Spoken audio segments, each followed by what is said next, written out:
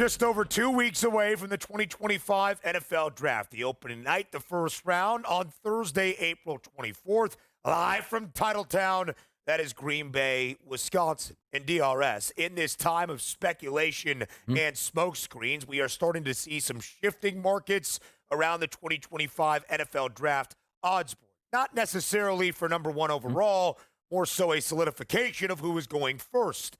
That would be Miami's quarterback in Cam Ward at a minus 20,000 number. Ooh. On the week of the NFL Scouting Combine in late February, just over a month ago in Indianapolis, that was about a minus 120, minus 135, minus 150 price on Cam Ward. It is now minus 20,000. It is basically not confirmed necessarily, but we await for it to be official for Cam Ward to be that first overall selection made by the Tennessee Titans. Yeah, we and all along, all systems ago. Like coming from the regular season, Shedeur Sanders is a very good quarterback. He'll be a fine quarterback in the NFL and drafted in round number one. But it was apparent to me early on in the season that Cam Ward really has the goods. You talk about maturity from the pocket, delivering from the pocket, making plays outside the pocket, athletic ability, and arm strength, and also the willingness to throw into tight coverage. He did it all season long with the Miami Hurricanes. I look forward to him. Like if you are a team in need of a quarterback and the Tennessee Titans sort of fell into that number one seed due to some unforeseen circumstances by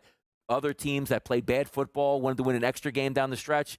Bad move here. Cam Ward's your number one overall pick. Tennessee's got a good one here for me. Tennessee played it pretty fair, I thought, early with a new general manager in Nashville, Mike Borgonzi, saying we're going to listen to calls. We're not necessarily sold. It became pretty apparent early on in the draft process that Cam Ward was their guy. Of course, the Titans in desperate need of a quarterback, despite selecting Will Levis early in the second round just 2 years ago. But that was a different regime, different head coach, different general manager. Now it's Brian Callahan in year number two. You got to see if you can unlock his offensive scheme led by Cam Ward. I think it is a surefire pick to go number one overall. Donnie, I just wish I lived in a state where you could bet the NFL Draft at the time, because I felt like Cam Ward was the best quarterback for a team that was drafting first overall that desperately needed a QB. Now minus 20,000 for that to be the case. I will say this, though, Donnie, and something that is really standing out in this draft process is almost how quiet it has been. It's taken a while to get some more draft markets available.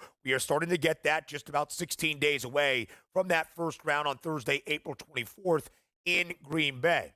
And on top of that, outside of some market movement we're about to discuss, we haven't seen any movement between NFL clubs. The NFL expanded to 32 NFL organizations with the addition of the Houston Texans back in 2002. The modern draft era became 7 rounds each and every season back in 1994. In either of those spans, Donnie, 20-plus or 30-plus years now, this is the only time in NFL league history that the league year has begun, and then some now into early April, that all NFL clubs still hold on to their original first-round pick. Nobody has traded a pick, either in a previous trade package or in this draft process. Yeah, we'll see when that comes down the stretch here, too, because there are some tradable spots here within the top 2 and 3, which we probably should be dialed into at that point. But you're right about it. It's good to see everybody participating also. That's why the NFL likes it. All 32 teams hopefully will participate in round number one, which is now prime time as you talk about the changes to the NFL draft itself. It was squeezed into a Saturday, a long Saturday, and then a Sunday. Now I love the fact that they do it 3 straight nights here, prime time action, so you can watch it play out and fold in round number one, which we should have some fireworks. But I don't think we have any more fireworks on Cam Ward. And by the way, it wasn't as if like you were tanking for Cam Ward, which so many times you see like whenever Arch Manning comes 100%. out, like, hey, he's going to be the number one overall pick. Like he was plus 100, minus 110, minus 130, minus 300 for a long time before it was apparent that Shedeur Sanders was not going to be the top quarterback selected. And when you're drafting number one, you need a quarterback. The number one overall quarterback, Cam Ward. That's why you put the pieces to the puzzle together. We've seen odds like this in various drafts, whether in the National Football League or otherwise in the last few years. Caleb Williams last year closed as a minus 100,000 favorite to go first overall to Chicago. Victor Wembanyama was minus 100,000 to go first overall to San Antonio. Connor Bedard, same story for the Chicago Blackhawks a few years ago. But all those guys we knew about years in advance. True. To your point, DRS, not the same for Cam Ward that has now been solidified. Here is where things get very interesting, because all 32 NFL franchises still hold on to their originally slated first-round pick. You would think the teams that draft second and third overall still need a face of the franchise for the future, and yet it does not seem they are going to go the quarterback route. Cleveland has the number 2 overall pick.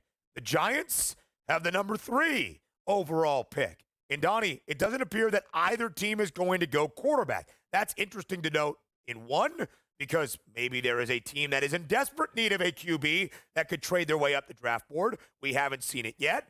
Maybe the next 2+ weeks we will. But also the change in who is the favorite to go second overall and third overall since late last week. Late last week, it was the edge rusher out of Penn State, the game wrecker in Abdul Carter. That was a -270 favorite to be that second overall selection. He is now no longer the favorite. It's Travis Hunter at a -250 price. Hunter was -185 to go third overall. That's now Abdul Carter in the reverse at -170. And there have been some reports in the last 24 to 36 hours that Abdul Carter had dinner in State College with the New York Giants brass earlier over the weekend, that the Cleveland Browns have started to become infatuated with the reigning Heisman winner in Travis Hunter. These are all good football players, but understand this. The best overall football player, and I don't think it's close, is Abdul Carter. I completely From agree. what you talk about, like a Micah Parsons type game-changing speed rusher on the edge, is unbelievable that he might be there too. And then we find this week at the FanDuel Sportsbook, Ben, that Travis Hunter's -250. There's no knock on Travis Hunter. Legitimate, unbelievable defensive back, great wide receiver. He'll be a fantastic draft pick. But as I was starting to line this draft up, and I said to myself yesterday, boy, this might be looking bad on the New York Giants. You know, I've been knocking all offseason with what they've been doing. But I actually saw a game plan. I was like, okay, if we're going to pass on quarterback this year, number 3 is going to be Travis Hunter. We can plug him into defense. We can try him on offense. Swiss Army knife. We can't lose with this player.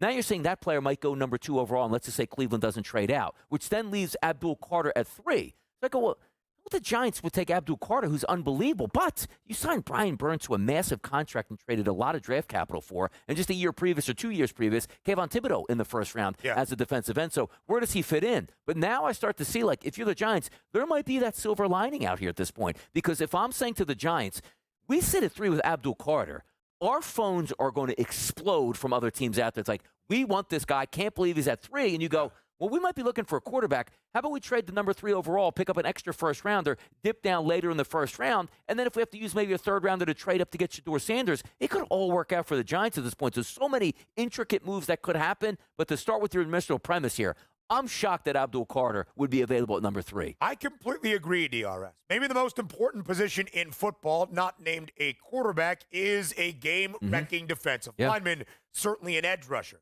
Frankly, based on roster, neither Cleveland or New York desperately need one. Of course, Myles Garrett locked up this offseason to the tune of $40 million per year. Cleveland still desperately needs a quarterback. Right now, the injured Deshaun Watson, who is probably not going to play another game for the Browns in the National Football League, and Kenny Pickett are the guys on the roster, at least for the Giants, who still probably need that future quarterback for 2026 and beyond.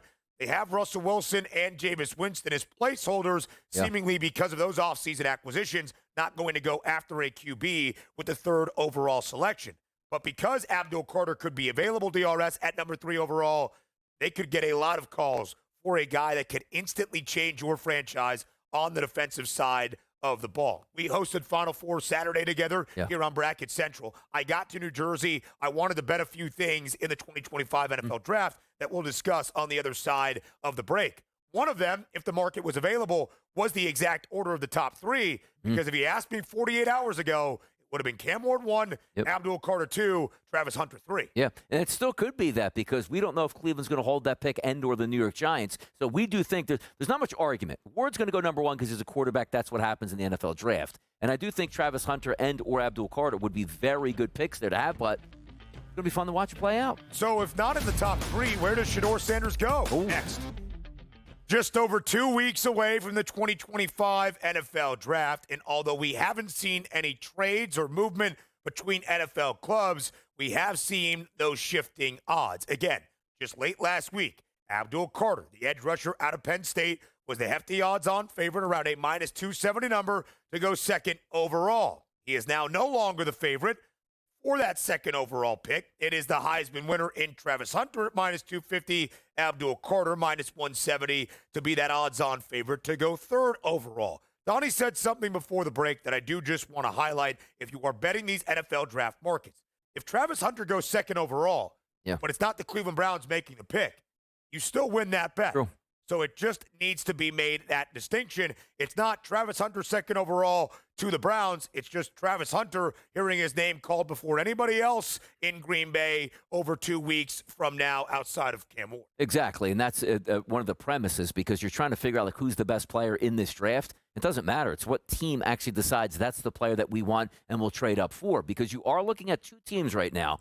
Most teams want quarterbacks. That's why you're bad. Top three of the draft, and quite frankly, all three teams are bad. New York Giants seemingly have a veteran quarterback. Kenny Pickett, as you talked about there for the Browns, that's not your future quarterback, and Cam Ward's probably going to do that. So if you're the Cleveland Browns at number 2 spot, and you say to yourself, like, okay, we're not going to draft quarterback at this point or reach for a quarterback, but we still like Shedeur Sanders, that's what I talked about with the Giants. The opportunity for a team to come up and say, we'll give you 2 ones for that spot to get Travis Hunter, and then you trade us, flip-flop those first-round picks. We'll move back here, and if Shedeur Sanders is around, hey, we get an extra 1 for next year, and we got a quarterback at the same time. They would love that equation. So it is interesting to point that out where nobody settled, and the smokescreen season, it's begin. It's already underway, and it's now Abdul Carter. We don't know about his foot at this point, and maybe it's Travis Hunter. So teams will be posturing all the way through, which includes the Browns in that number 2 spot. Again, I'm not entirely sure what the Browns' offseason plan has been. I don't think you nor I have agreed with any move that Andrew Berry or Jimmy Haslam, front office or ownership,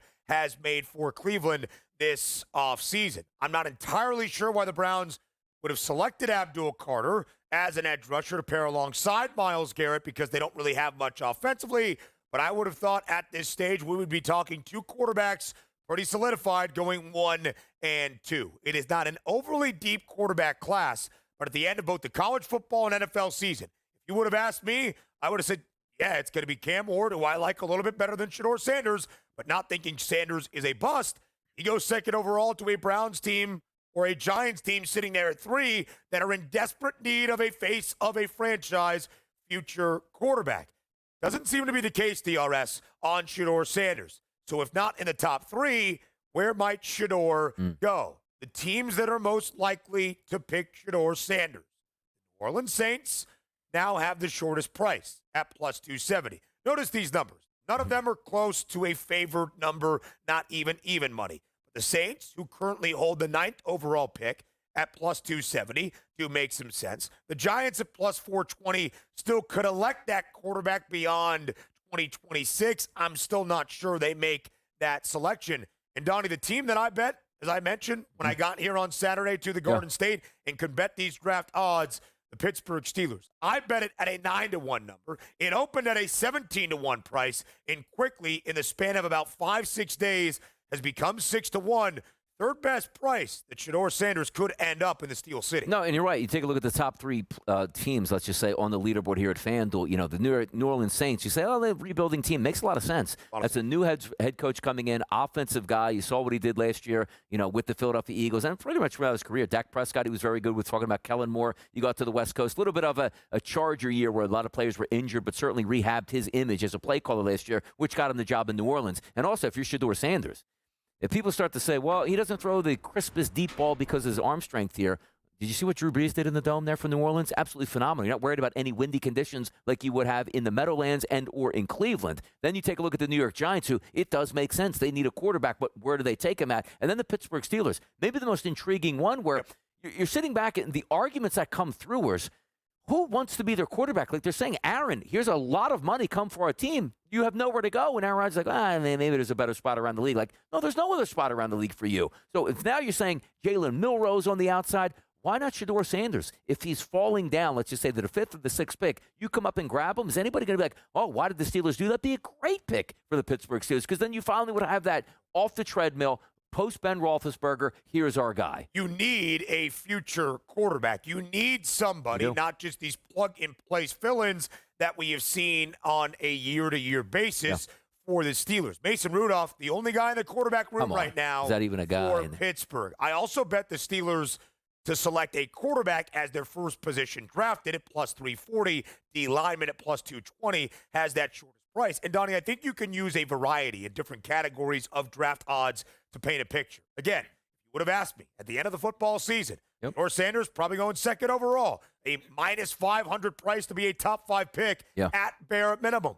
He's plus 175 to be a top 5 selection now. Again, not favored to hear his name called, and here is why. After the top 3 we have highlighted, Titans, Browns, Giants, it's the Patriots at 4. They've got Drake May. It's the Jags at 5. They've got Trevor Lawrence. Yeah, but here's and again, you bring up a very good point because we don't know who's going to trade up for what. But when a quarterback is there that you like, and no longer the price point is we have to climb up to number 1, there's going to be a feeding frenzy if Shedeur Sanders gets past 3 or nobody makes any trades and they just stick to the playbook of, okay, Travis Hunter's going 2 or 3, Abdul Carter's going 2 or 3, and of course Cam Ward number 1. You talk about that 5th spot and you said, well, they don't need to. They know exactly well because the Patriots are saying, we are so talent deficient on our football team. Yeah. You want to come up and grab a quarterback here? We don't need one. I'm going to take your next first rounder for next year. We'll swap first rounders this year, and I want 2 number 2s on top of it, and they get that. That's a slam dunk home run. So just because Shedeur Sanders with the teams at 4 and 5 don't need a quarterback, that's where you start to say, like, you know what? Yeah. Teams are going to trade up and say, we know you don't need a quarterback. We need one. Let's make this happen. You trade up